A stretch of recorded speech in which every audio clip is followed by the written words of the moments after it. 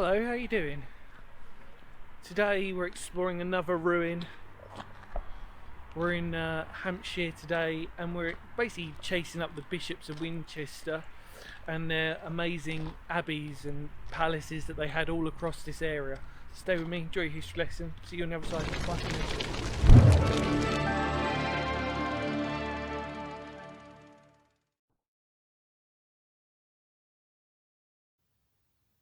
When you look at the Bishop's Palace, the first thing we have to note is it was built from power, and that power came from the Bishops of Winchester, who had held lands in Waltham from Saxon times. Having been noted as having remains of timber buildings that had been found at the site, which may have formed the early residence, the first stone building on the site was built by Bishop Henri de Blois in 1135, but it was in 1158 when Henri returned from exile after the civil war between King Stephen and Matilda, in which Henri chose to side with Stephen. Then the palace continued to be rebuilt. The site would largely grow and develop during the late 13th and 14th centuries and was regularly used by the bishops of Winchester as they travelled between their estates. The palace would be a popular place for royalty to stay for many kings and queens, including King Henry III and King Henry V, as well as Mary Tudor. It was, however, in 1644 when the palace was destroyed after the English Civil War, having been held for the king. After the restoration in 1660, ownership of the ruins was returned to the bishops. The palace's last owner was Admiral of the Fleet the Right Honourable Sir Andrew Cunningham, 1st Viscount Cunningham of Hindhope, and then finally ownership passed on to English Heritage. The site is Grade 2 listed and well worth a visit should you be in the area.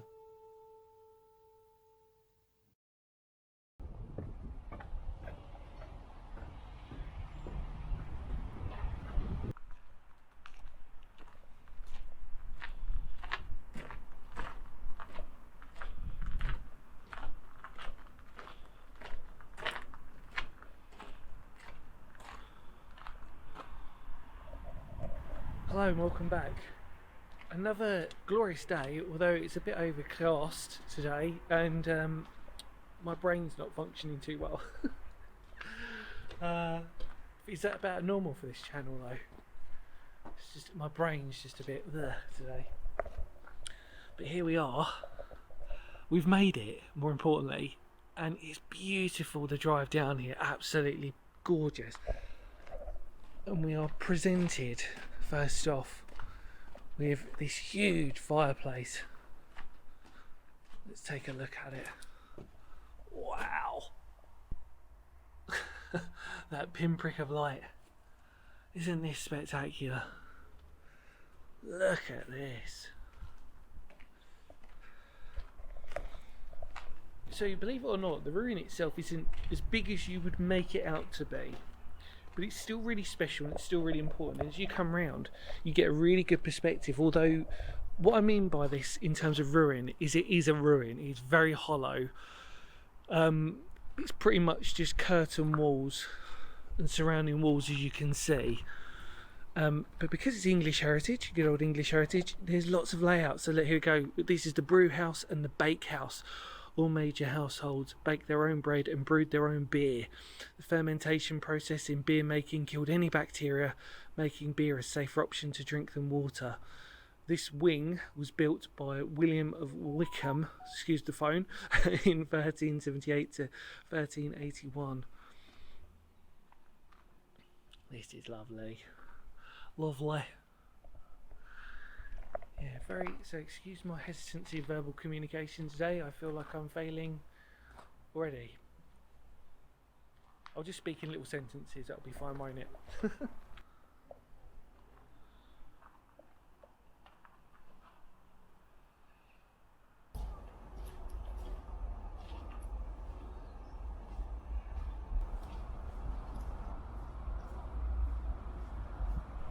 Okay, so welcome back.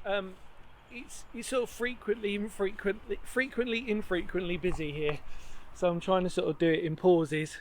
God bless a couple of people, they were seeing me filming and they were just like, oh, I'm really sorry. I'm like, no, don't worry about it, you're fine, happens.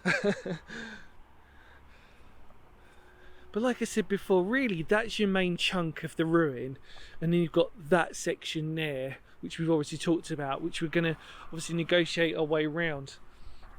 It does say deep water as well. Gorgeous, so picturesque around here, really is beautiful. It's a shame again the main road obviously makes that annoying hum that we have.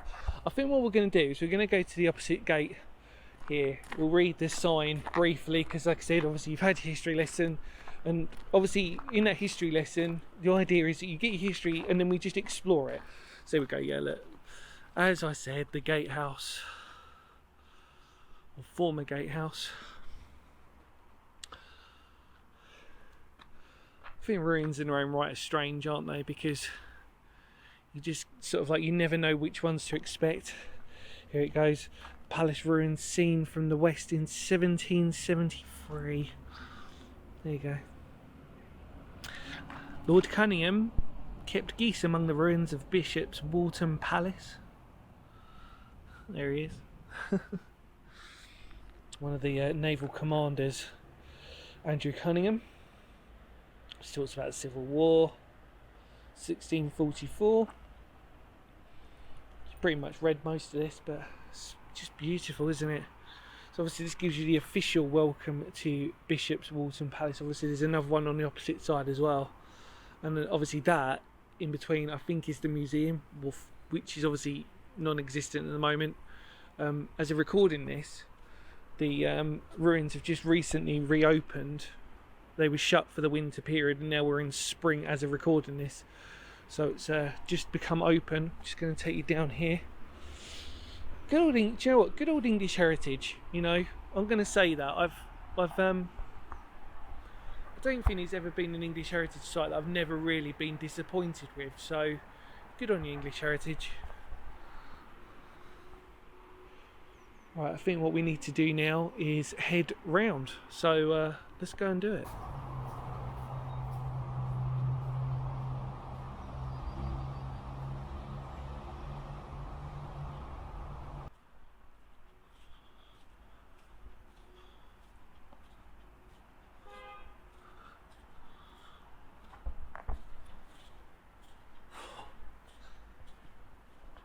Oh, look at this. Oh, wow. Doesn't disappoint here, does it? It's a shame really that the noise of the traffic seems to be quite a constant buzz at the moment. Thankfully, the traffic of people wandering around, I had two couples ask me about what I was doing. So I'm filming. Filming for my channel. I didn't actually tell them what my channel was, but they might see it, you never know. They might just type in and go, oh, that was that guy.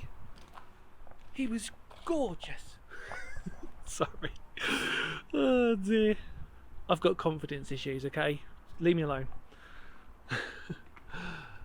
And then I'm assuming this is our well. Well. It is indeed.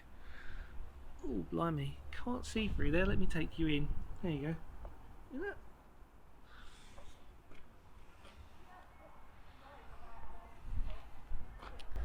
Brilliant. Okay, so here are our service rooms. This is the area at the end of the Great Hall, is divided into 3 by timber partitions with a pantry for serving bread and a buttery serving wine, and a passageway between them. The passage ran through the larger space, which you are standing here. Food was prepped for serving. I can't speak. Now, let's take a look at the Great Hall. Sorry, it gets exciting.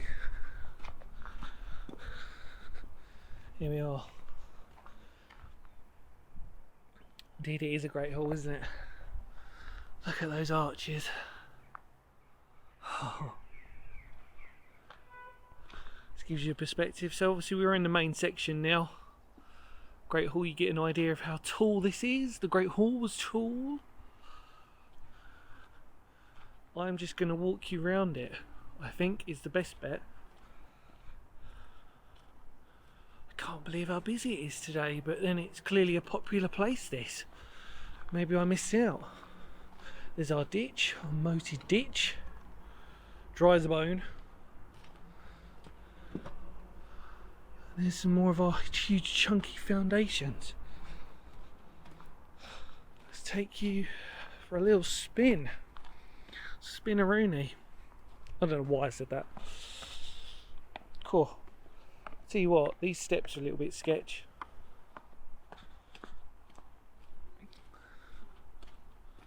Brilliant.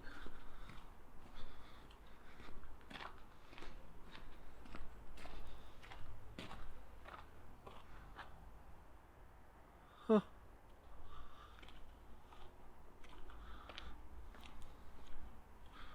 Well, I mean, it's a castle pretty much in scale. You know, you'd see it in all its glory. I'm sorry for this sort of shading and the lighting that's here though. Sort of like basically wherever the sun is, trying to capture it. We can walk down these steps. Yes, we can. Look. Oh, spiral steps. Beautiful. Beautiful, mate. I've gone Australian now. What is wrong with me? So cool. Really is a ruin that surprises me. I wasn't expecting it to be as nice as this, but it really is. Here we are, the West Tower. This tower marking the southwest corner of the main palace dates from the 12th century. It's altered in the 14th, and the top floor was added by Cardinal Beaufort in 1406. It housed the bishop's private apartments. That crazy little bishop.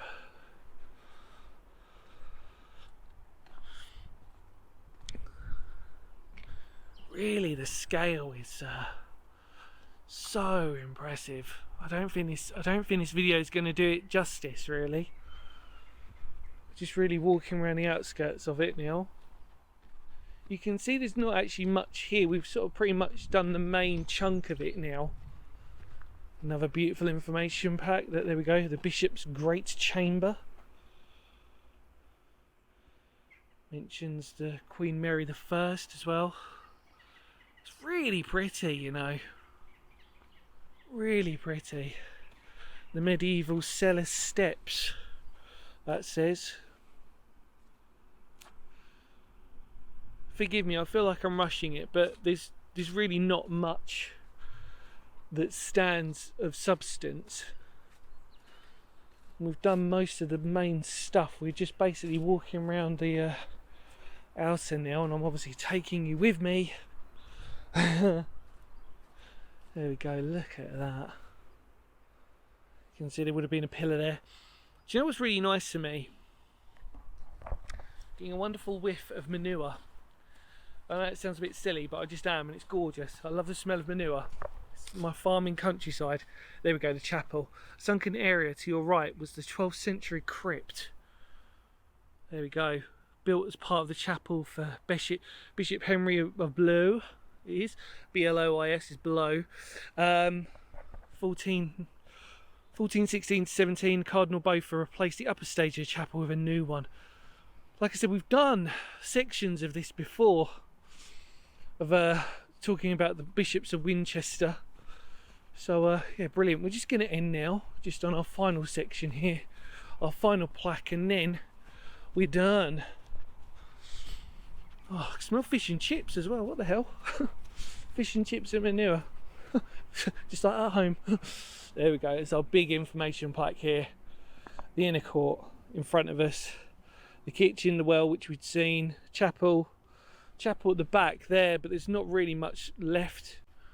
Bishop's Great Chamber explored. Doorway. The brew house, the bakehouse, which we did. The farmhouse, which is obviously the museum. The gatehouse we did. There's our moat, which we spoke about as well. So we have pretty much done it. Let's end on the latrine pit, the place where you did your duties. There you go.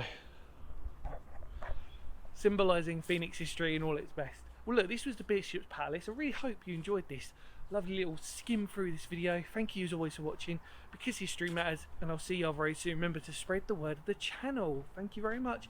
Come on in. Kapow. See ya.